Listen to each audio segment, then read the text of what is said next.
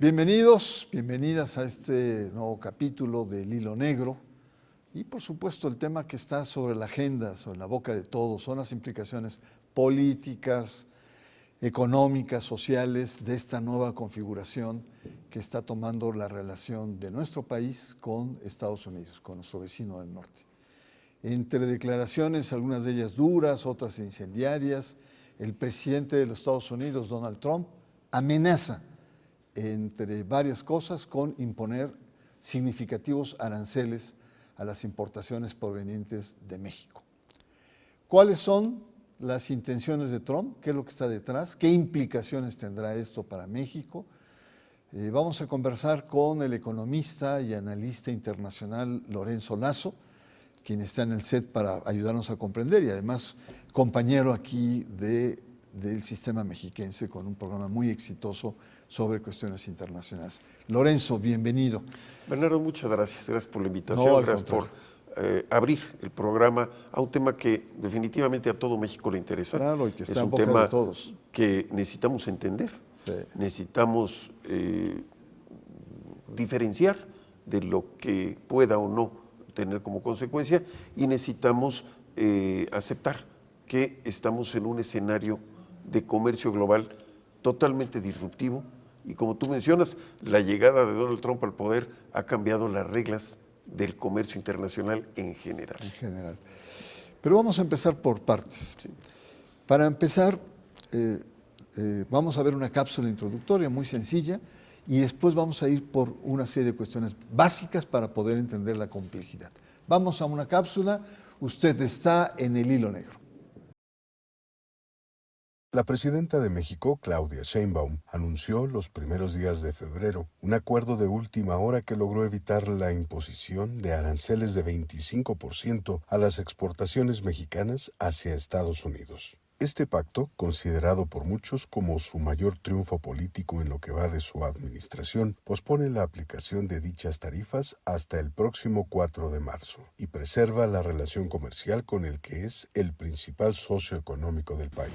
Dicha negociación, sin embargo, no estuvo exenta de compromisos. México accedió al despliegue de 10,000 efectivos de la Guardia Nacional en la frontera norte para combatir el crimen organizado, medida que el presidente estadounidense Donald Trump celebró como un logro ante sus seguidores. Por su parte, la mandataria mexicana puso énfasis en el compromiso adquirido por su homólogo estadounidense de emprender acciones para la lucha contra el tráfico ilegal de armas desde Estados Unidos hacia México. La tregua comercial duró poco. El 10 de febrero, Trump firmó órdenes ejecutivas para aplicar aranceles de 25% a las importaciones de acero y aluminio, aunque no precisó una fecha exacta para su entrada en vigor. De aplicarse, estas tarifas afectarían gravemente a México, que en 2023 exportó aluminio a Estados Unidos por un valor de $2,065 millones.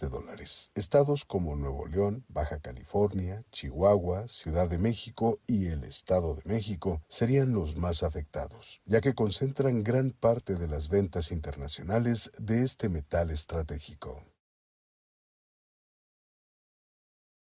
Regresamos a El Hilo Negro. Nuestro tema son los aranceles de Estados Unidos y conversamos con nuestro compañero aquí en el sistema, el economista e internacionalista Lorenzo Lazo. Lorenzo, para empezar, todo el mundo habla de arancel.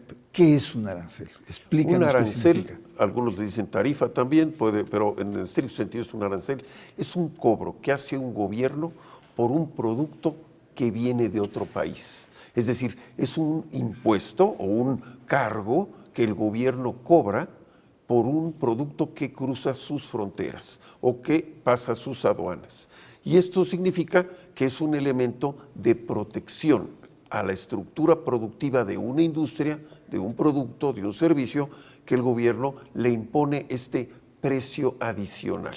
Entonces, permíteme un ejemplo. Si en el tema de acero y de aluminio, si importa Estados Unidos una tonelada de acero y esa tonelada vamos a suponer que cueste $1,000, para el país que lo exporta cobra $1,000. El país que lo importa a $1,000 más $250 del 25% de impuesto. Esto quiere decir que este arancel que es un ingreso gubernamental, le encarece el producto al consumidor del país que lo recibe. Es decir, México no paga 25% más, lo paga el país que lo recibe. Y esto es, por decirlo en estricto, en una reducción muy rápida, es un impuesto directo al consumidor por comprar un producto de importación. Entonces, esto obliga a que el consumidor diga, compro el producto de importación o compro un producto local que no tiene ese impuesto. Ligado a esto, Lorenzo, se habla mucho, se vincula estos impuestos o estos aranceles con guerra comercial. Es un elemento de proteccionismo y esta es una de las nuevas épocas que estamos viviendo después de 3 décadas de globalización. Y la globalización significó a nivel mundial y con ventaja para México tener libre comercio, comercio abierto de productos que pasen las fronteras sin que tengan que cubrir estos costos y que obligan a los países a mejorar la estructura de sus industrias, a mejorar la competitividad de sus empresas, porque hay otros países que tienen mejores costos, mejor diseño, mejor tecnología o mejor producto. Y esto obliga necesariamente que los países progresen. Cuando un país establece medidas proteccionistas, está precondicionando a la obsolescencia a sus industrias domésticas. Yeah. Bueno, es de todos conocido que la presidenta Claudia Sheinbaum negoció frente a esta amenaza de aplicar el 25% de aranceles a los productos mexicanos, a todos los productos mexicanos. Negoció, ¿no? Y una parte de la negociación era enviar a la Guardia Nacional a las fronteras para proteger 2 cuestiones, migrantes y la cuestión de droga, sobre todo fentanilo.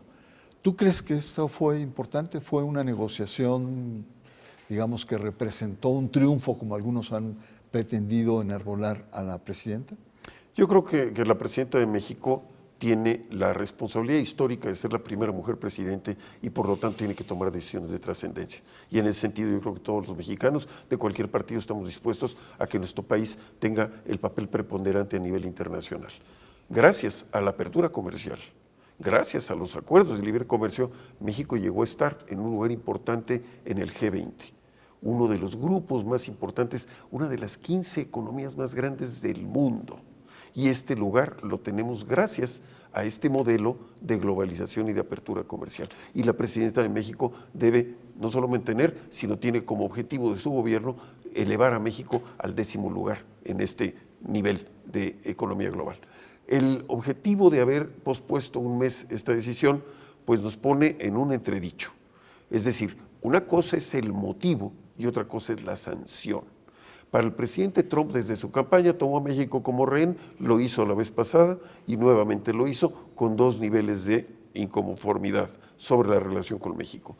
El paso migratorio de frontera sin control y el hecho de que hay sustancias tóxicas, adictivas e ilegales que están mermando a 75,000 vidas al año en la población estadounidense. Estos 2 elementos, crimen organizado y tráfico de personas, son el motivo.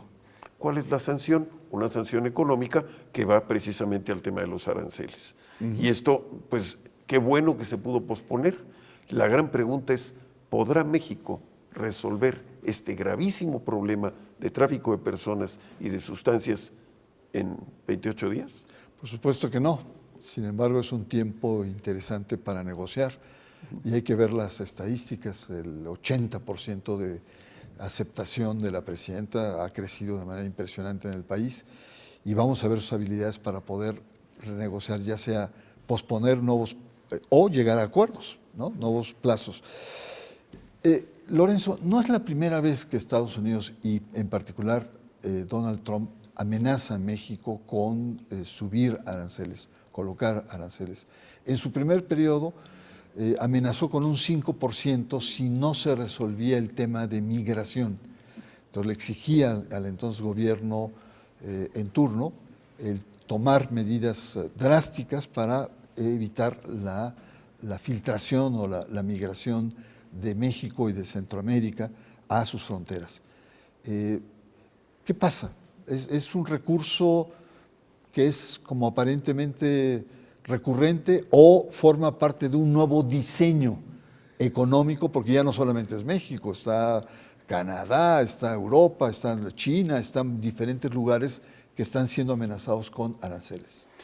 Tienes razón, México ha sido pues, una parte de las agresiones de Trump, pero sobre todo ha sido parte sujeto de esta idea de proteccionismo económico de los Estados Unidos. Un proteccionismo que va más allá de Trump, porque también en el periodo del presidente Biden se tuvieron aranceles para ciertos productos mexicanos, ¿no? Entonces, yo recuerdo el caso de la firma del tratado renegociado México, Canadá, Estados Unidos, que negocia y revisa el presidente Trump y que firma por parte de México en la transición de su primer año de mandato el presidente López Obrador. Una negociación que viene a finales del presidente Peña Nieto y que con el apoyo del equipo de López Obrador se logra esta firma, a la cual no asiste el primer ministro de Canadá, Justin Trudeau. ¿Por qué no asiste? Por dos razones. Porque en el momento de la firma del tratado, no se retiraron los aranceles que había puesto Estados Unidos a Canadá y porque en esa negociación una de las industrias fundamentales de Canadá, que es la industria de lácteos, estaba severamente dañada por el tipo de negociación que se le impuso a Canadá en ese tratado. Entonces, por lo tanto, el hecho de utilizar las herramientas de política económica, porque es un instrumento, como la tasa de interés, como la emisión monetaria, como la política de gasto, los impuestos, es un instrumento de política económica. Y Trump lo utiliza quizá con cierto desparpajo en virtud de quizá desconocer otro tipo de ejercicio de poder suave, por no ser un político con capacidad negociadora, sino un hombre con una voluntad de imposición permanente. Lorenzo, para concluir este primer bloque, me gustaría que ahondaras más, porque pareciera ser que la lógica de Trump es estrictamente económica, ¿no? Vamos a detener el acero, podemos producir coches aquí, no necesitamos coches de afuera, ahora amenazado con la cuestión farmacéutica, también está amenazando con otros elementos ahí. Pero a la hora de negociación hay como una disociación. Por un lado es fentanilo, hay que frenarlo, frenar la migración y el tema fundamental que es la migración, ¿no? No queremos más migrantes acá, lo cual está creando en este momento en Estados Unidos una discusión muy a fondo, sobre todo con las iglesias. Son dos cosas como distintas, o ¿cómo la ves tú? O sea, como que está disociado, es decir, no migrantes y entonces a lo mejor yo no aplico aranceles. ¿Te parece que esto es...? Hay que analizar la base de votantes de Donald Trump.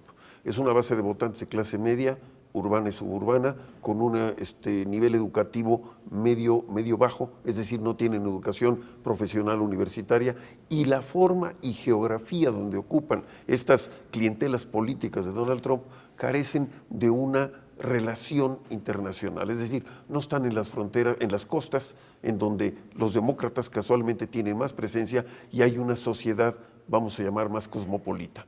Esto implica que hay dos elementos fundamentales en el apoyo a Trump: el nacionalismo como un elemento de identidad, y es un nacionalismo con una capacidad de supremacía racial. Y esto es importante. ¿Qué está haciendo Donald Trump? Está haciendo dos criterios. Un criterio de limpieza económica, vamos a llamarle así, para corregir los déficits en su balanza comercial, por lo que importa más de lo que exporta en ciertos países, caso México y Canadá, que analizaremos después. Y la otra, una cosa es limpieza económica y otra cosa es la limpieza social. Entonces, en esa limpieza social está la idea, y no quiero llamar esto de limpieza étnica, pero hay mucho de este criterio de retiro de 10, 11 millones de indocumentados, de personas que cruzaron la frontera sin autorización, llámesele como se le llame, y que casualmente corresponden a grupos étnico-raciales que no son del todo aceptados en la sociedad estadounidense. Muy bien, Lorenzo, vamos a una pausa. Estamos conversando sobre el tema de los aranceles en Estados Unidos, las implicaciones, lo que conlleva, y conversamos con el economista e internacionalista Lorenzo Lazo. Regresamos en un momento.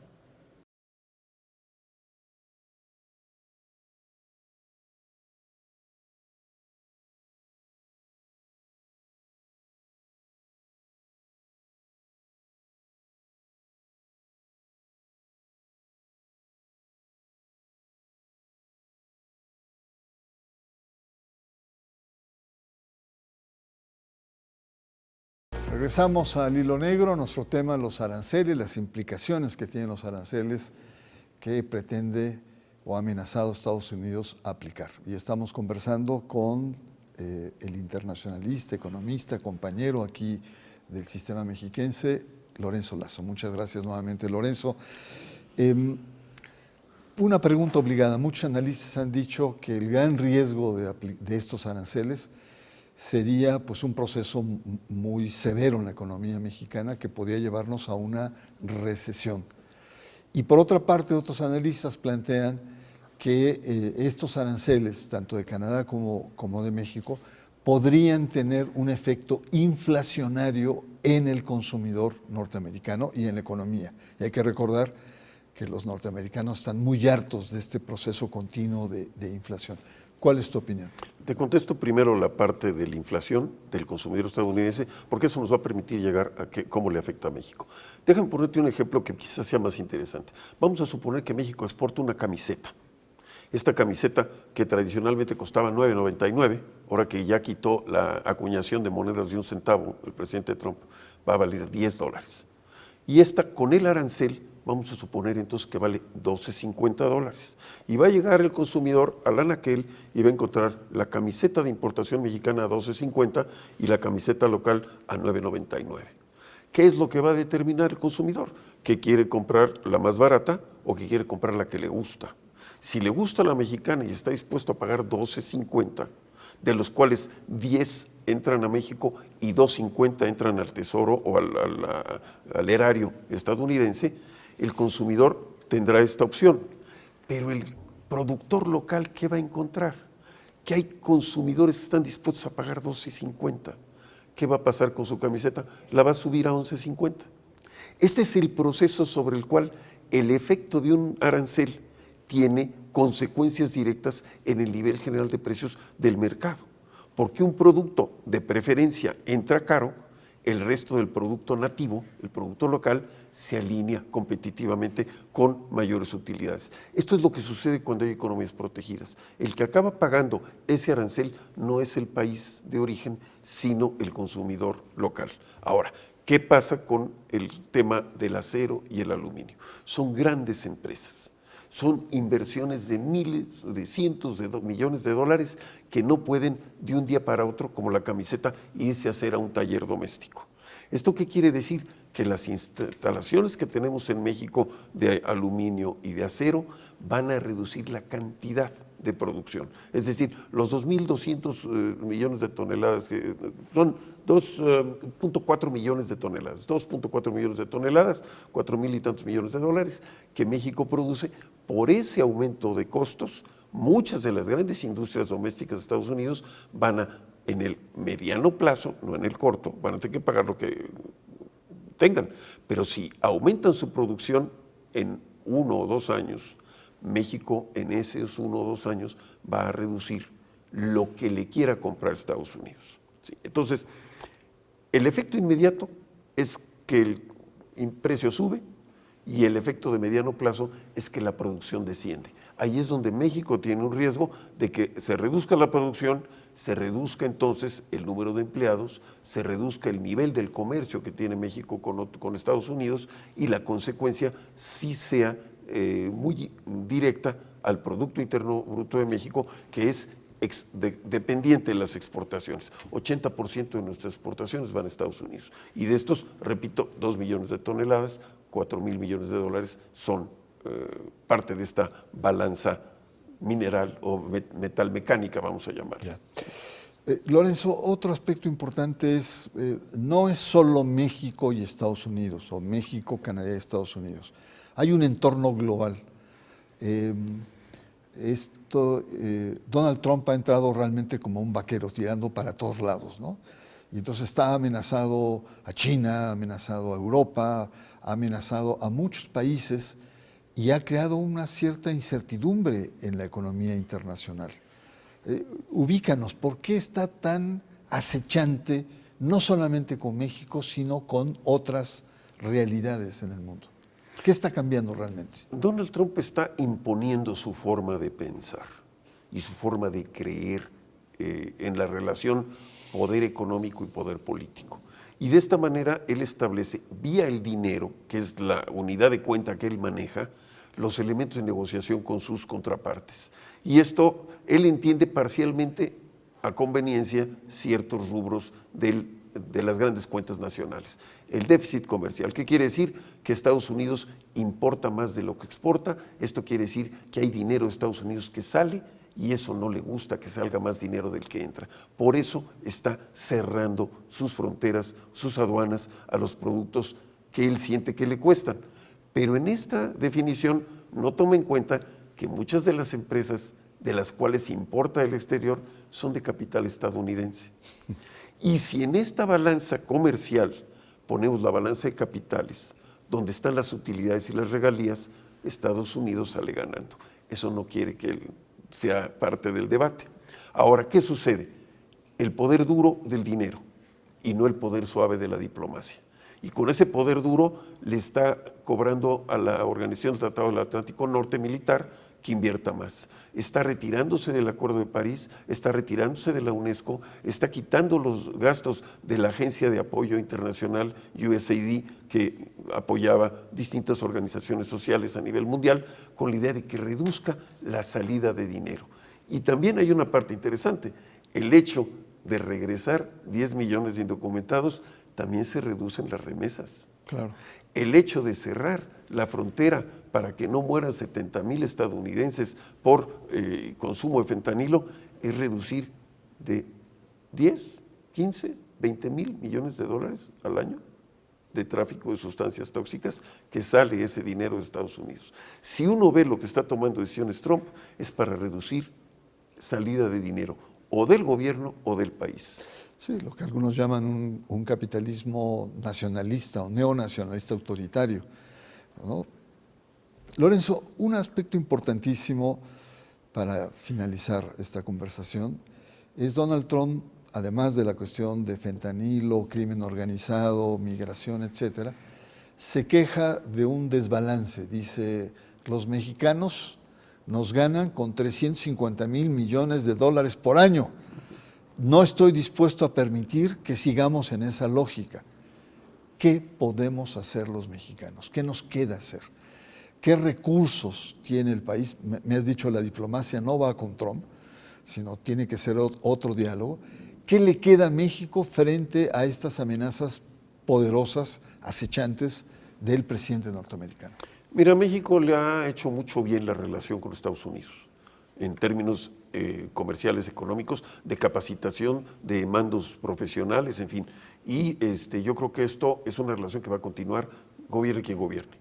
Ahora, lo que importa es México cómo puede diversificar sus actividades, cómo puede fortalecer su comercio interior, cómo puede reducir la creciente economía informal que no paga impuestos, cómo dentro de esa economía informal hay una economía ilegal. Y por lo tanto el tema de migración como el tema de sustancias tóxicas es un sistema de ejercicio de autoridad por parte de México. Y lo que tenemos nosotros, pues en ese sentido, es apoyar el imperio de la ley, el Estado de Derecho, la aplicación de la autoridad contra el delincuente, tráfico de personas, tráfico de sustancias tóxicas, y que esto sea un elemento no solamente de un mes de México con un país extranjero, sino un elemento de razón de Estado de quien gobierna con todos los habitantes de esta nación. Pues muy importante, Lorenzo. Y finalmente te invito a que en un minuto, es tradición en este programa, damos como para una conclusión, un llamado, algún apunte que se haya quedado ahí en el tintero. ¿Qué recomendación o qué planteamiento tendrías? Pues que hay una gran oportunidad con las nuevas tecnologías digitales. Hay una gran oportunidad con la idea de cómo se está democratizando el conocimiento y cómo se está abriendo a través de la inteligencia artificial nuevos elementos y nuevas oportunidades de negocio. Exploremos eso, abrámoslas y se puede competir a nivel de atomización de mercados con los grandes conglomerados industriales. Y esto lo estamos demostrando, las que se llaman unicornios, pequeñas empresas que de un día para otro logran, por su producto, por su ingenio, por su calidad, ocupar un espacio importante en el mercado mundial. Muy bien, pues tenemos ahí el planteamiento. Estamos viviendo un momento diría, pues de mucha incertidumbre y que evidentemente requiere de una actitud, como lo ha planteado la presidenta, de mucha calma, de mucha cabeza fría, de poder ver lo que muchos ven amenazas apocalípticas, el poder ver oportunidades importantes para el desarrollo de nuestro país. Muchas gracias, soy Bernardo Barranco y les espero la próxima semana aquí en el Hilo Negro.